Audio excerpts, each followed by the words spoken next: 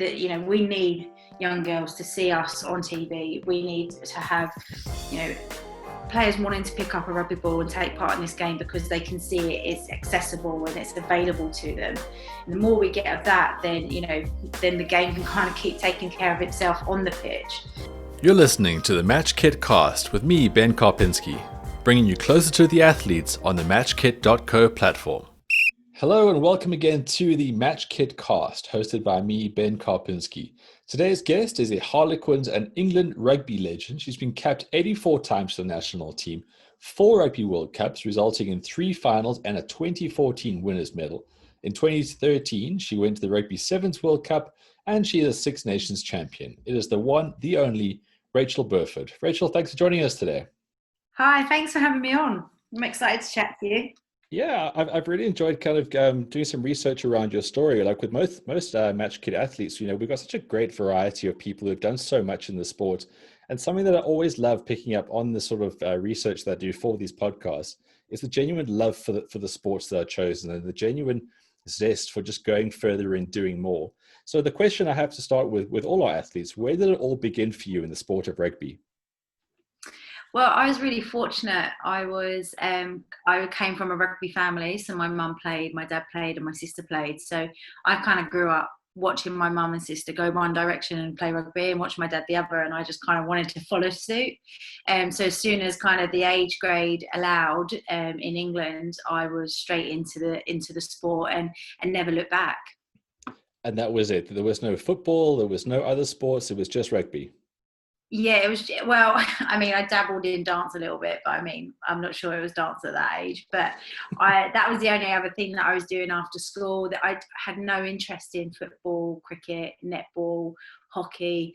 It just didn't interest me because you couldn't pick the ball up and run wherever you wanted to. But yeah, so it was just rugby from the start and still now. Like, there's never been a sport that's kind of come in the way of my rugby career. I guess there's always a common thread with everybody who's done particularly well at a sport. It's like they started it, they loved it, they really, really kicked on. But what were some of the big things for you that sort of transferred you from sort of age group rugby into where you are now, obviously in the professional ranks and making it a full-time profession? I think, I was kind of that player that went through every single pathway step. And that was really, really important. I think being able to visually see the next steps and the progressions within my country. So I played under England under 19s when I was 16, and then the next progression would be the academy team, then the A team, and then the senior team. And I think always kind of having that aspirational pathway in front of you, knowing where you could get to, but obviously you've got to put the work in to get there, I think just gave you kind of a massive drive and a massive opportunity to go, right, if I'm good at this and I keep working hard at this, I could be right at the top there. And that kind of was always something that I saw, like every year I wanted to progress and every year I wanted to get better. But at the same time, I made sure like that I was just loving it and I was enjoying it, because I think anything that you do, if you really love it and really enjoy it, then the hard work actually is easier than if something that you hate doing. So it was kind of like having that pathway, very clear vision, but also loving the journey as well and loving the work that you have to put into it. For sure. So obviously the sport has changed quite a lot from the time that you started your international career.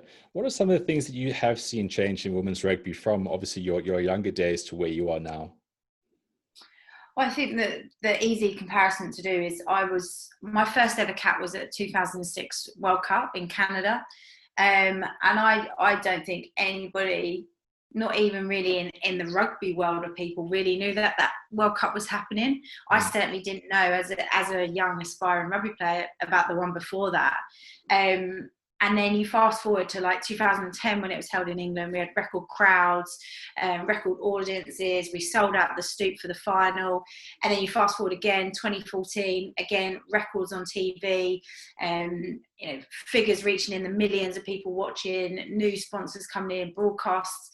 And then you fast forward again, 2017, where it's again, we've blown the records again, the numbers of people traveling to come and watch. And I think that is just such that's over a span of, 10, 15 years. But the difference in, the coverage, people excited and want to be a part of the women's game and want to watch the women's game.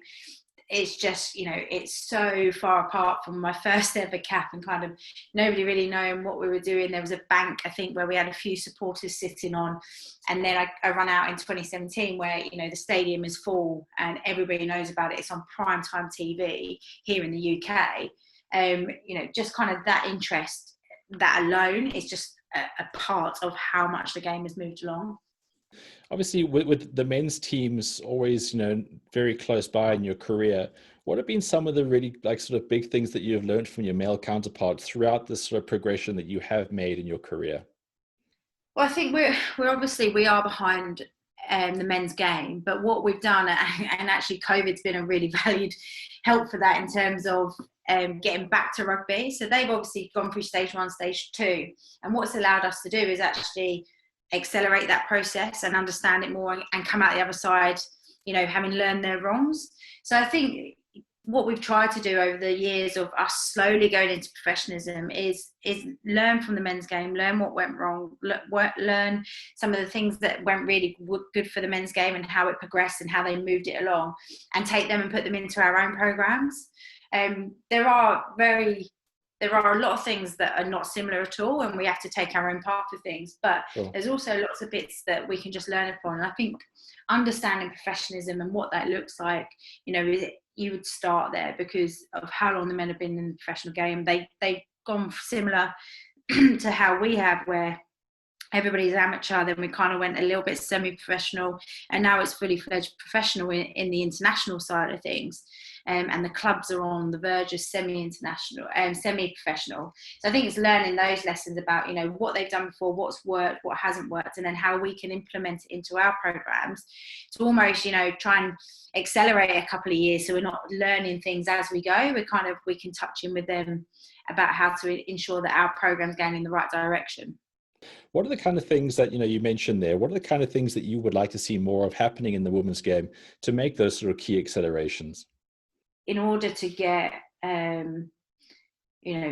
more money into the game, we need more exposure. To get more exposure, we need, games on TV. We need individuals being, covered in the press, etc. To really grow the game, so then people from near and far can understand what the game is all about. And then from the back of that, you then can bring in more exposure, more broadcasting opportunities, more sponsorship opportunities, and then that allows the game to grow, become more professionalized, then the product comes even better, and then also more sponsors want to be involved, and then so there's so much opportunity to still grow, and to commercialize the game is really, really important, but you don't do that without kind of putting all the legwork in first as well, where we're kind of sitting now trying to move into that professional era, which it will get to. Sure. But I think to accelerate that process, we need more exposure. We need young girls to see us on TV. We need to have, players wanting to pick up a rugby ball and take part in this game because they can see it's accessible and it's available to them. And the more we get of that, then the game can kind of keep taking care of itself on the pitch. But in terms of kind of commercialise it, which is where it needs to go, so then it's sustainable. It starts with exposure, and it starts with brands and partners coming on board and being a part of a big journey in order to make that happen. I guess, as you say, the men's game is that much far forward because it has been played for so long, and there's traditional feeder systems. So you're constantly going to get new kids coming into the game, and they're going to stay the course, and obviously you strengthen the international team. Now, you started the Burford Academy. What are the kind of reasons for doing that in order just to try and get more young girls into the game itself? It wasn't so much to get more girls in, it was trying to retain them. So and I know this is very different all around the world, but in England, when you get to the age of 12, you're no longer allowed to play in the boys' side, and you have to play in a girls-only team. Right reasons that you need to do that. But what you found was so many clubs had young girls playing in the age groups, but there was no exit route for them once they became 12. And then all of a sudden, they're being asked to go and play at a club, maybe only 5 miles down the road, but they don't want to play there. That's not where their friends are. That's not where they know they're not familiar with it. And often or not, lots of local clubs have rivalries against each other. So you get kind of put off, and then we start losing players out of the game because there's not that facility there for them at their club, that there's a girls only team. And it's a lot better now. There's so many teams and clubs that have girls only teams. But so I just started running, and this is when I used to work for the RFU. I started running some camps where I just invited any girl that was playing in that county along for a camp. And then realising actually that this is exactly what they needed. They needed something where they could come along, they could meet friends from other clubs, they could have familiarisation of maybe a club that they've never been to before. And just, so then actually when they come to the stage of they've got to move, then they might have made 2 friends at that camp that play at that club that they might have to move to. So it was trying to help with that kind of retention of young girls around the age of 11 and 12. So we didn't want to lose them out of the game. And then it's kind of just grown from there. So then it's moved more into also recruitment as well, doing work with schools and trying to get new girls into playing.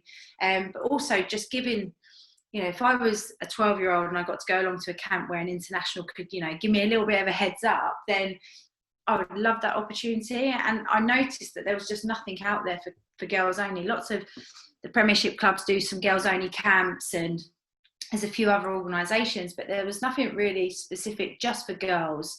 And I wanted to create that, but not only just for on the pitch, but something for them off the pitch, and work on their teamwork and their communication skills and their leadership, and give them some, almost like little heads up before some of them may go on to, county level or regional level and maybe even international level.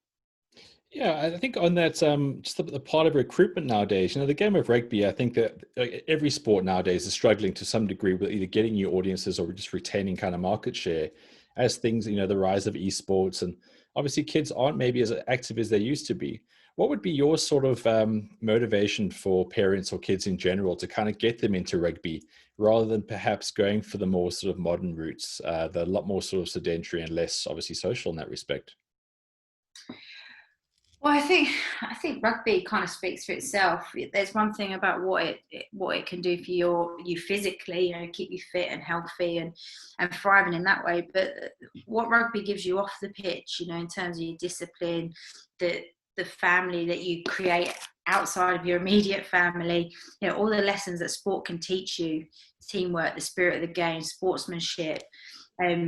If they're the things that you want your kids to be exposed to, and they're the things that, certainly if I had young children, I'd want them to be in those kind of environments that are challenging but enjoyable, and that are teaching them lessons, not just rugby, but life lessons as well. And I think anybody who picks up a ball for the first time, for us who love the game and know the game, seems very simple to us, but it can be quite daunting. But just remember to allow yourself to be a beginner. Everything that we do in life, we start at the beginning and we get better at it and we get better at it. So when you pick up a rugby ball, it's the same thing. Just allow yourself to be a beginner, allow yourself to learn it. And that would be some of the things that I would say to anybody who's thinking about picking up a rugby ball. Rachel, I think it's very clear that whether it's a focused area or not, you are going to be leaving a bit of a lasting legacy in the sport of rugby. What are your sort of goals as far as, post-match, post-playing? You already seem to be quite an accomplished broadcaster. And just judging from your answers now, you seem to have a very astute understanding of where kids can benefit from the game. But what are your sort of like the next, post-playing sort of immediate goals? It's such a tough one to answer because right now I'm still in the thick of playing and I love doing that.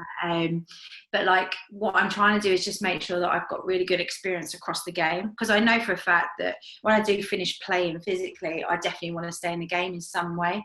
And whether that's a coaching capacity, whether that's a broadcasting or media capacity, or even on the administration side of things, and trying to make sure that we're shaping the game in the right way and the players' voices are being heard. So I'm kind of testing the waters and all of those, because I love doing all 3 of them, which is probably my problem. But trying to work that out is something that I'm still trying to get through. But I know for a fact it will be within the game. I want to stay in the game. And I just want to hopefully continue to try and make a positive impact on the game. MatchKit.co/Rachael Burf 12. That is where you can find out more about Rachael and see all her social media platforms. And of course, as she progresses in the last few months of this year, I mean, everybody wants to celebrate something from 2020. And I'm sure if anyone can, it'll be you. Just before we go, the Women's Rugby Pod. Now, this is something that you and Johnny Hammond have sort of pioneered. And again, it just talks to the fact that you want to be like, a bit of a maverick in the sport. And you have had some incredible episodes so far. What's the sort of long-term goal with that?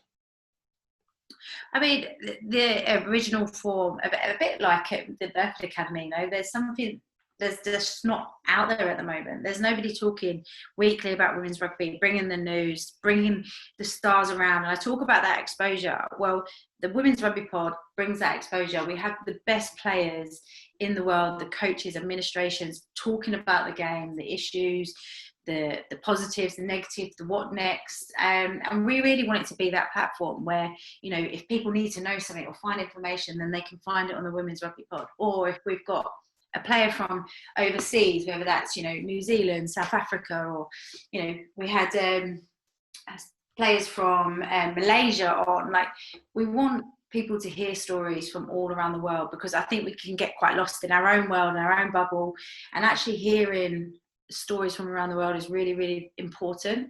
And so we kind of want to be that platform that brings all that news, all that information, but also, we bring on the likes of Emily Scarrett, who's the World Player of the Year, and we talk to her about her highs and her lows, and we share those with all of our listeners. And so that's kind of the direction that we want to take. And yeah, it's growing at the moment. We're having a bit of a break, but we'll be back soon. Cool. Rachael, I wish you all the absolute best with that. And it really does talk to what you were saying about, just normalizing how rugby in the women's game is a very much a day-to-day thing. The players need more exposure. They're putting in all the effort, and the sport is growing incredibly well. And you're very much at the forefront of that. Thank you so much for your time today. Oh, thank you for having me. I appreciate it. Are you an athlete looking to better commercialize your career? Visit MatchKit.co/register and see what this unique web builder can do for your sporting profile.